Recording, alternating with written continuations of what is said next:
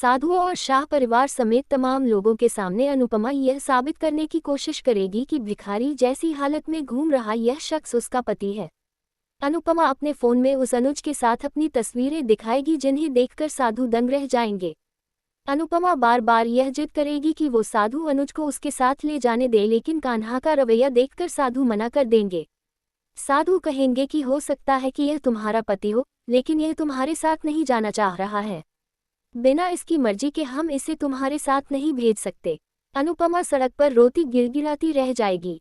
उसकी यह हालत देखकर तोशु और वनराज शाह कहेंगे कि रो क्यों रही हो, तुम्हें तो भगवान का शुक्र मनाना चाहिए कि अनुज मिल गया। जिस भी हालत में मिला, कम से कम मिला तो सही। आश्रम के लोग अनुपमा को अपने साथ ले जाएंगे, लेकिन उसका ध्यान लगातार अनुज की तरफ ही अटका होगा। बापूजी भी यह सोच सोचकर परेशान हो रहे होंगे कि उनके जाने के बाद अनुपमा को यहाँ कौन संभालेगा। बाला और आश्रम के लोग बापूजी को हिम्मत बंधाएंगे। उधर शाह निवास में यह बहस चल रही होगी कि अनुज की यह हालत कैसे हो गई। वनराज शाह, पाखी और तोशु इसके लिए अनुपमा को दोषी ठहराएंगे, लेकिन तपिश और काव्या अनुपमा के सपोर्ट में खड़े रहेंगे।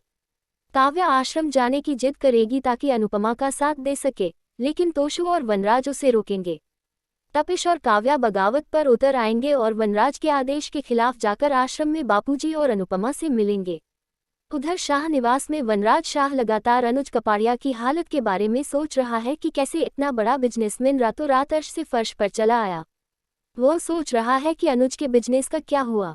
अगली सुबह जब अनुपमा जगेगी तो दौड़कर पहले अनुज को ढूंढने ही जाएगी। रास्ते में वो साधुओं को घूमते देखेगी तो उनसे पूछेगी कि क्या हुआ। पता चलेगा कि कान्हा अनुज कपाड़िया खो गया है। अनुपमा घबरा जाएगी और खुद भी अनुज की तलाश में निकल पड़ेगी।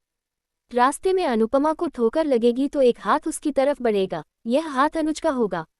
अनुपमा को संभालकर अनुज बेहोश हो जाएगा। अनुपमा को पता चलेगा कि अनुज की तबीयत बहुत खराब है, इसलिए वो ठेले पर लिटाकर उसे आश्रम ले आएगी।